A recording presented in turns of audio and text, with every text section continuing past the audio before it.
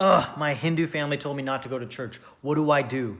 In Ephesians 6:1, it says, "Children, obey your parents in the Lord, for this is right." Acts chapter 5, verse 29 says, "We must obey God rather than men." So when man's commands directly contradict God's, we follow God. In Hebrews chapter 10, verse 25, it says, "Do not neglect meeting together, but encourage one another." Matthew 18-20 says, "Where two or three gather in my name, I am there with them."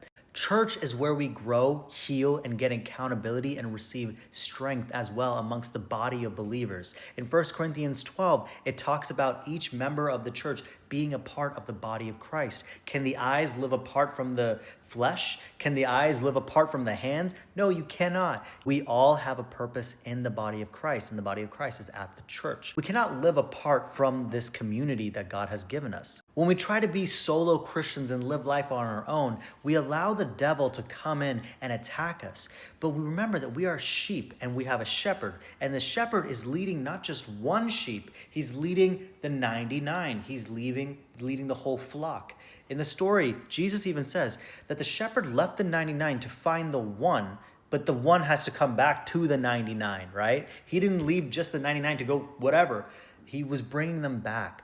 So it's important to recognize that the church plays an incredible role in how Jesus wants us to spiritually become more like him. But this is hard when you're the only believer in your Hindu or your Muslim family. And the reason why it hurts so much is because you were feeling like you're dishonoring your family. But in reality, you're obeying Jesus Christ. And it feels like you have to decide between your family's approval or God's approval, and that's difficult. But you got to remember that Jesus never asks us to dishonor our parents. He only wants us to love him more than the approval of our family. In the Bible, it's very clear, God hates lies. So we cannot lie to our parents, being like, "Oh, where are we going?"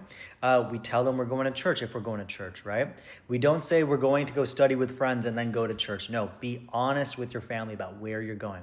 So what you can do is you can go to church in secret, right? That's what I did for most of my life. I went to youth group in secret. I went to Sundays in secret. A lot of churches in India or China, they go to church in secret. So you can go ahead and do that as well. And God sees your obedience to follow him, and he rewards that.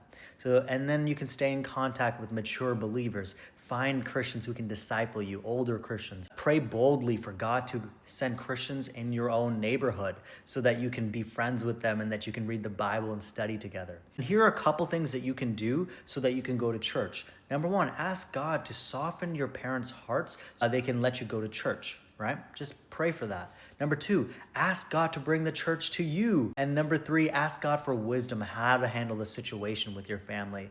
And number four, ask God for courage to go to church, even if it means your parents might get hurt, even if it means you don't get your parents' approval. Ask God for courage to seek his approval over the approval of man.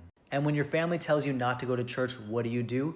We must obey God rather than man. So we do not follow the things of this world, we keep following God. So you're allowed to go to church even if your parents don't want you to go to church.